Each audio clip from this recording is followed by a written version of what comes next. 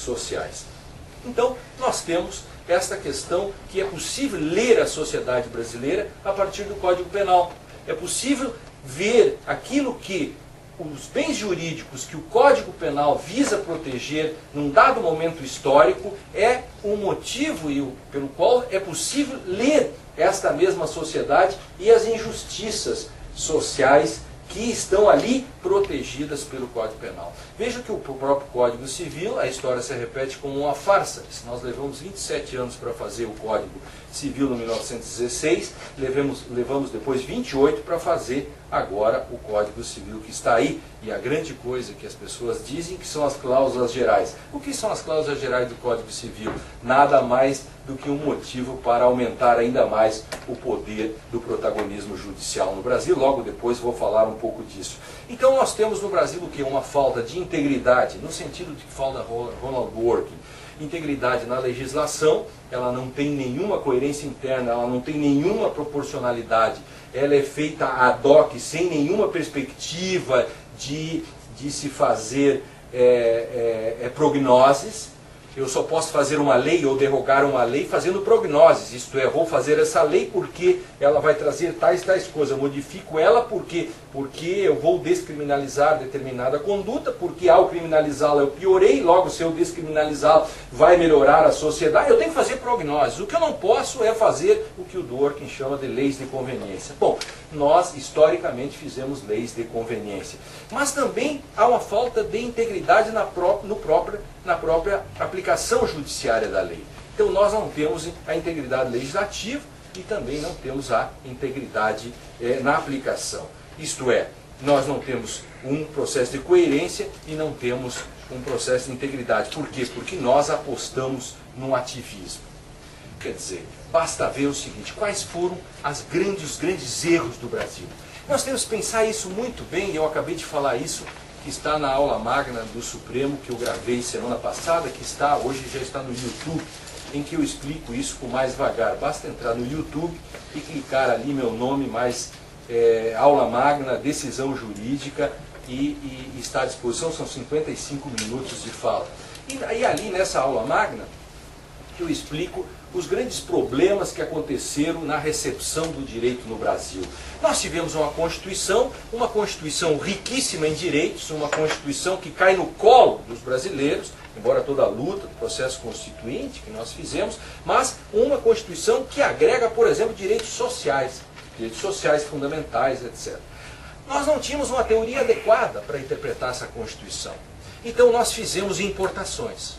A primeira grande importação que nós fizemos, olhamos para a Alemanha, cada um adotou um alemão de preferência, né, cada um tem um alemão adotado, nós adotamos a jurisprudência dos valores. Só que não pegamos o contexto, a jurisprudência dos valores é uma construção, quer dizer, o Tribunal Constitucional Alemão pegou, na sequência de jurisprudência dos conceitos, que é exatamente a espécie de escola de exegese alemã, jurisprudência dos interesses e jurisprudência dos valores. Os alemães tinham que mostrar para o mundo que eles não eram exegetas mais, que graças à exegese, uma aplicação técnica, etc., da lei, do modo como foi aplicada mecanicamente, tinha acontecido tudo aquilo que são os fracassos, enfim, aquela gente toda, as tragédias da Segunda Guerra Mundial. Os alemães tinham que mostrar que eles podiam muito mais com isso.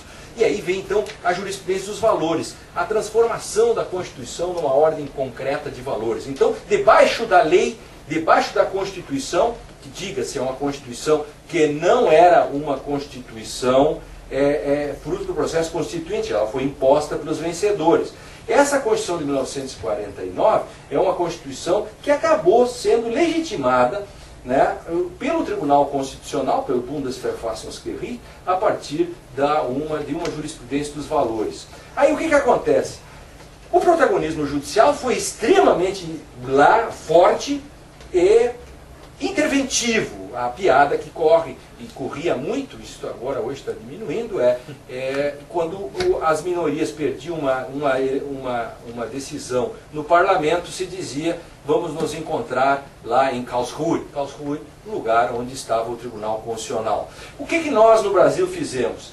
Não tínhamos uma teoria adequada para interpretar a nossa Constituição, para aplicá-la, olhamos para a Alemanha, trouxemos a jurisprudência dos valores para cá.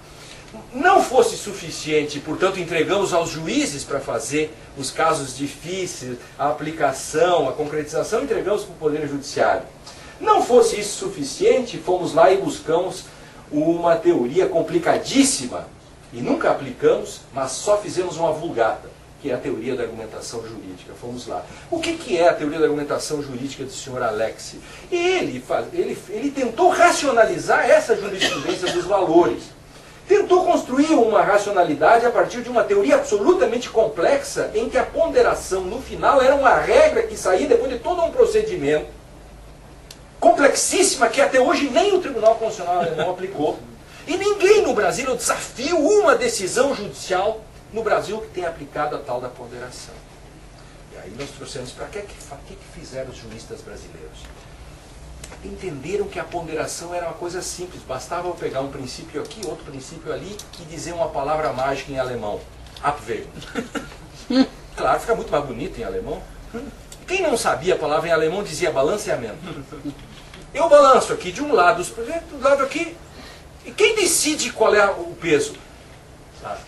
A cabeça de cada um. Então isso aqui ficou uma espécie de mantra, uma espécie de enunciado performativo. Basta eu dizer, vou sopesar, e já está feita a justiça. Resultado disso,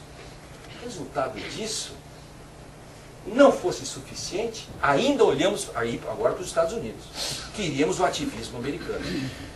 Claro, não era suficiente o ativismo da jurisprudência dos valores, não era suficiente fazer a vulgata da teoria da argumentação, e fomos buscar o ativismo norte-americano. Só esquecemos que o ativismo norte-americano nunca foi um sentimento constitucional. Bem, em 1830, bom, primeiro, a primeira grande decisão do caso Marbury versus Madison, em 1803, só foi repetida 50 anos depois. Ela foi a DOC. 1929, toda aquela craque, né? Basta ler, quem quiser entender isso, né? A miséria da sociedade americana naqueles tempos, basta ler os livros do John Steinbeck, né? As Vinhas da Ira, ou Homens e Ratos, por exemplo. Aí, o que acontece? O Roosevelt vai fazer políticas do New Deal, que são políticas interventivas de welfare state. A tese do welfareana, né, de que o Estado não quebra e tal, o Estado tem que fazer políticas públicas, e naquele momento, enfim, coisas que agora fizeram de novo. O Estado é maldito, na hora H você busca ele de volta para salvar o mundo. Pois bem, na época, o que fez a Suprema Corte? Francis, a Suprema Corte barrava as políticas de welfare state do Sr. Roosevelt. Tanto é que o Roosevelt criou um episódio de 167 dias de crise, porque ele queria aumentar o número de juízes da Suprema Corte, porque